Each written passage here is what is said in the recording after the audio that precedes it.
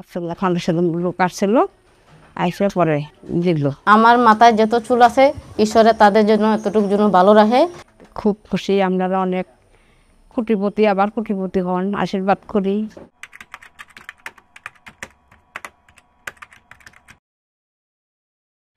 আজ আমরা ছুটছি এমন এক জনপদে যেখানে হিন্দু, মুসলমান, খ্রিস্টান ও উপজাতি একসঙ্গে বসবাস করে। বিস্তীর্ণ পাহাড়, বনভূমি আর অসংখ্য ছোট ছোট টিলা নালায় ঘেরা বাংলাদেশ ভারত সীমান্তবর্তী শেরপুর জেলার ঝিনাইগাতি উপজেলা, যেখানে পাহাড়, জঙ্গল ও সমতলের মতো জাতি, ধর্ম, বর্ণের মিলিত স্রোত হাত ধরাধরি করে বসবাস করে আসছে দীর্ঘদিন ধরে।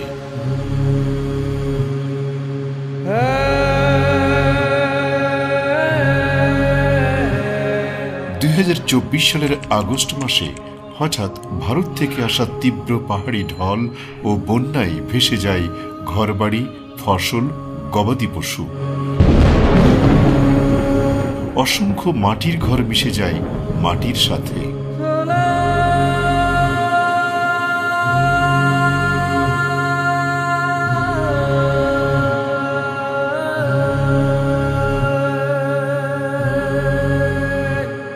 বন্যায় ক্ষতিগ্রস্ত এইসব ঘরহীন মানুষকে গৃহ নির্মাণ প্রকল্পের আওতায় ঘর তৈরি করে প্রতীকী চাবি হস্তান্তরের মধ্য দিয়ে কেবল ঝিনাইগাতি উপজেলাতেই 160 গৃহহীনকে ঘরের মালিকানা বুঝে দেয় আস-সুন্নাহ ফাউন্ডেশন।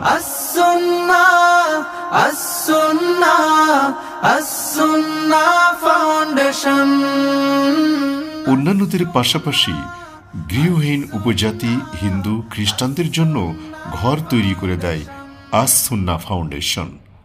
ঘর পেয়ে তাদের অভিব্যক্তি ছিল অবিশ্বাস্য। আমার নাম মনি চিরান, কিন্তু রাত্রেবেলা যদি হইতো তাহলে মারা যাইত, কিন্তু দিনে দেওয়াল পড়ছে, সবার জন্য ভালো। কিন্তু ভালো মানে অনেক পানি ছিল, অনেক ক্ষুধার্ত ছিল, পানি পর্যন্ত পাই নাই। কিন্তু লাস্টে অনেক দূরের থেকে লোক এসে একটু সাহায্য করছে, সহযোগিতা করছে। তারপর আমার কোনো দিকে রাস্তা ছিল না, আমার হাজব্যান্ড পিত পাথর, উনি বাড়ি কাজ করতে পারে না। তারপর আমি মাঠে লামিয়া সিজনে 6 মাস কাজ করি, 6 মাস বসে খাই। আস-সুন্নাহ ইসলাম ফাউন্ডেশন থেকে আমাকে একটু হেল্প করছে, তাদের জন্য আমি অনেক ধন্যবাদ। কিন্তু আমার মাথায় যত চুল আছে ঈশ্বরে তাদের জন্য এতটুকু জন্য ভালো রাখে। কিন্তু আমরা জামাই বউ দুজন আছি, আমার ছেলে মেয়ে কেউ নাই। যা শুনে আমাদের হৃদয় বিগলিত হয়।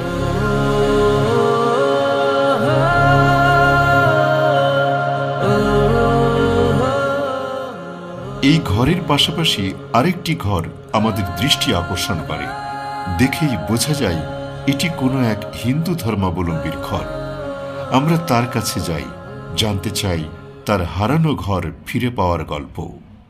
ঘরটা যে বন্যা আসলো, বন্যা এসে মাটির দেওয়াল ছিল, উপরে টিনের চাল ছিল, ভেঙে গেছে। আসলে ফাউন্ডেশন লোক আসছিল, আইসে পরে দেখলো। আমার তো মা বাবাও নাই, আপনারা যে অনেক মা বাবার মতো, ভাই বোনের মতো সাহায্য করলেন, খুব খুশি।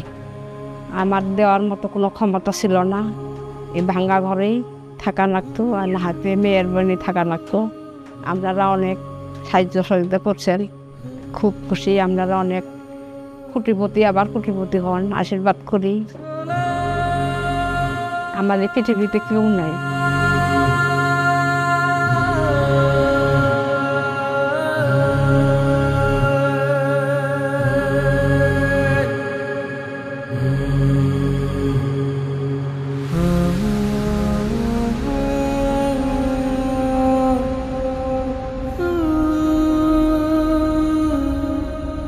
ভেসে যাওয়া মাটির ঘরের পরিবর্তে পাকা ঘর ফিরে পেয়ে নিজের আবেগ ধরে রাখতে না পেরে ছুটে আসেন আস-সুন্নাহ ফাউন্ডেশনের জন্য আশীর্বাদ করতে। আমার নাম দীপঙ্কর হাজং, গ্রাম বারোয়ামারি। গত 2024 সালে যে বন্যা হয়, এতে আমার ঘর একেবারে ভেঙে যায়, যে কারণে খুব কষ্টে ছিলাম।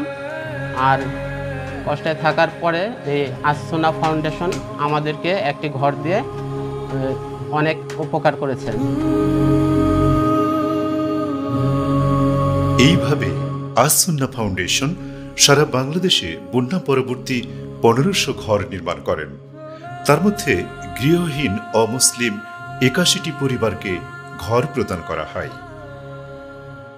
এইসব ঘরের সৌন্দর্যের পাশাপাশি ঘরের মালিকদের দোয়া, আশীর্বাদ ও ভালোবাসা আস-সুন্নাহ ফাউন্ডেশনকে দারুণভাবে অনুপ্রাণিত করে।